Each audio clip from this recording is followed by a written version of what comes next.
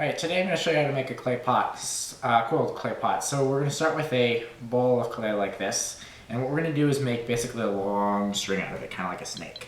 So you just start by rolling the clay out, and it's going to take a while if you've got a lot of clay to start with, but that'll make a bigger pot, so that's cool too. So just kneading it out using your hands, kneading into a big, long snake shape.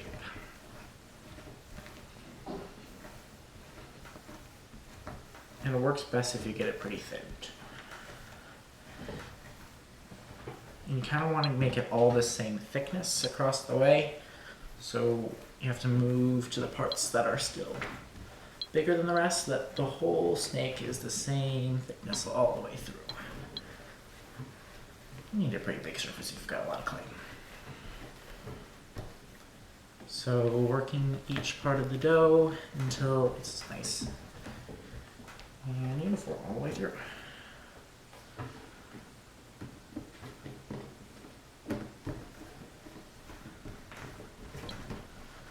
Once you've got a snake of a pretty much the same thickness all the way through, and it's just a matter of taking it and then deciding how big your pot is going to be.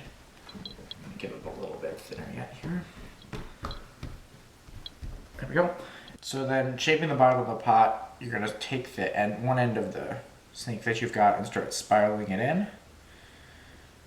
And then you want to keep doing that all the way through until you have the size that you want the pot to be, because this will be the bottom. Just make sure that you leave enough clay that you can actually go up around the edges to make the sides. So we'll keep spiraling that in until we've got a nice shape for the bottom. Then you'll want to just continue doing the spiral shape, but now we're going to start going up the pot. So instead of just going along the edges along the table, you're going to take the next layer and go over the layer that you've just finished. If it rips like it just did, that's no problem. Just put it back together as you spiral up. So we'll take those ends and piece them back together. And continue adding one layer over the top, the same spiral shape, but just going up. And like so, all the way, making sure that it's nicely stacked so it doesn't fall down on you. And taking that all the way up. Then you can shape the edges and make sure that the clay gets all packed together so that it doesn't fall back apart as it dries. Shaping that all real nicely. Making sure that the bottom layer is stuck nicely into the part that's staying on the table that you made in the original part. And there you go, one coiled clay pot. Alright, so for finishing the pot, you can either let it dry as is and then paint it, or you can also add designs to the edges and sides before it finishes. So let's do maybe kind of like a basket sort of design on this one. I'm just going to cut some lines that go across kind of at an angle. And I would do that all the way around, and it makes it kind of look like it's woven, kind of like a basket shape.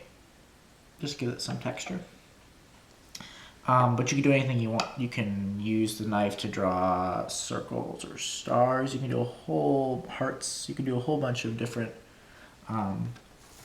designs, whatever you like to, on the clay before you let it dry.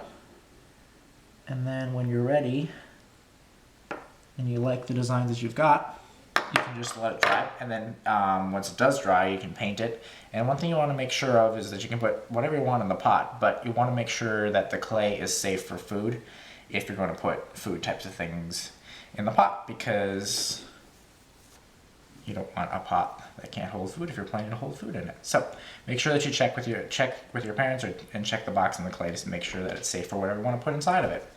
So then once you've got your designs, let it dry, paint it if you like, and there you go, one decorated clay pot.